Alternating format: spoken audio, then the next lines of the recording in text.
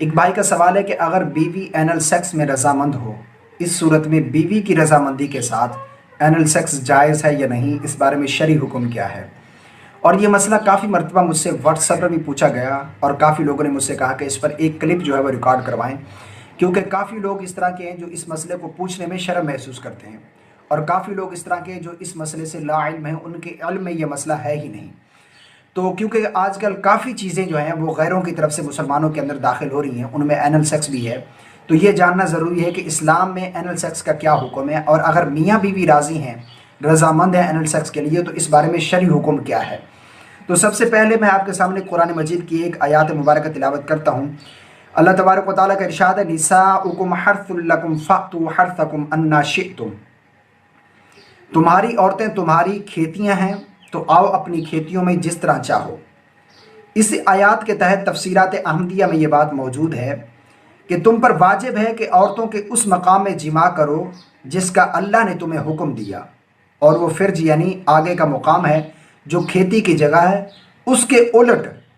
یعنی دبر کے مقام یعنی پیچھے کے مقام میں جماع جو ہے وہ حرام ہے۔ اور اسی کے آگے لکھا ہوا ہے، تمہاری عورتیں تمہارے لیے کھیتی کی جگہ ہیں، تو ان سے جماع کرو کھیتی کی جگہ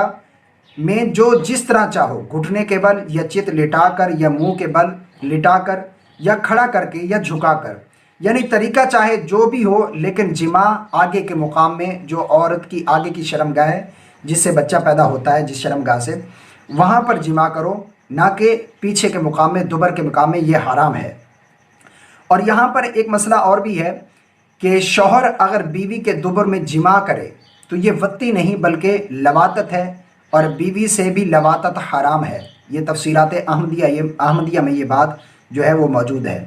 اور یہاں پر ایک بات اور بھی کہی جاتی ہے کہ میری بیوی میرے لیے حلال ہے، اب میں اس کے ساتھ جس طرح کا ریلیشن قائم کروں یہ میری مرضی۔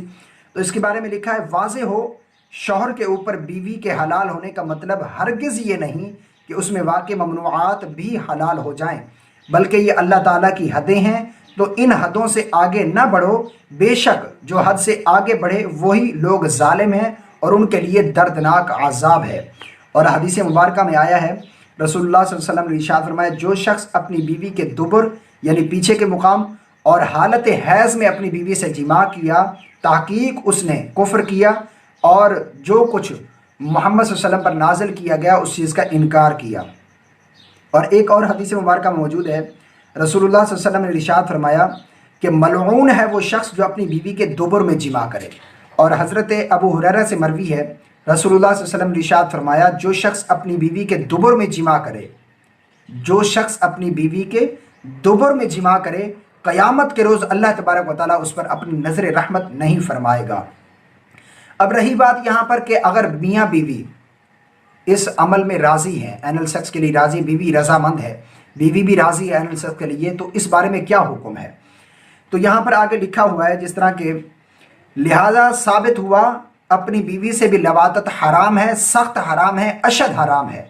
یعنی بیوی سے بھی لواطت کا عمل جو ہے یہ حرام ہے۔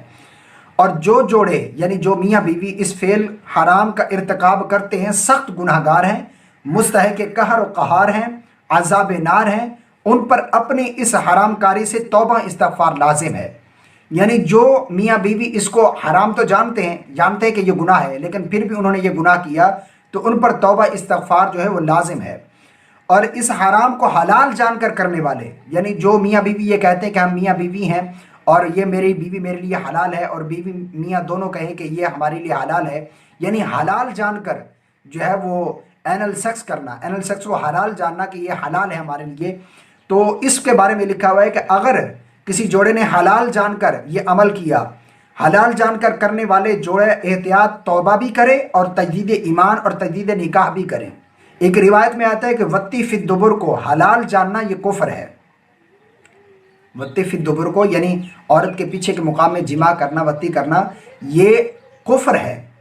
اور اس کے بارے میں یہ بھی یاد رہے کہ یہ اتنا سنگین جرم ہے، اتنا ناپسندیدہ عمل ہے اللہ رب العالمین کی بارگاہ میں، کیونکہ سب سے پہلے لواطت کا عمل جو ہے یہ جو ہے وہ قوم لوط سے شروع ہوا تھا۔ تو اللہ تبارک و تعالیٰ اس عمل پر اتنا غضبناک ہوا کہ اللہ رب العالمین نے اس بستی کو اٹھایا اور آسمانوں کے قریب کیا اور وہاں سے نیچے الٹا گرایا، الٹا الٹ دیا اس بستی کو۔ اب یہ سمجھیں کہ اللہ تبارک و تعالیٰ کا غضب دیکھیں کہ اللہ تبارک و تعالیٰ نے اس بستی کو اٹھوایا اور اٹھواتی وہ سب مر گئے ہوں گے، اور اس کے بعد پھر الٹ پھکوایا۔ اب یہ بھی عذاب ہے، وہ تو بالکل بچے نہیں ہوں گے، ان کی ہڈی تو گڈی ہی نہیں بچے ہوگی، کچھ بچا ہی نہیں ہوگا ان کا۔ لیکن اللہ کا اس عمل کو اتنا غضبناک ہے، اس عمل پر اللہ تبارک و تعالیٰ اتنا غضبناک ہوا کہ اللہ تبارک و تعالیٰ نے پھر فرشتوں کو حکم فرمایا کہ اے فرشتوں، ان کے اوپر جہنم کے پکے ہوئے پتھراؤں کی بارش کرو،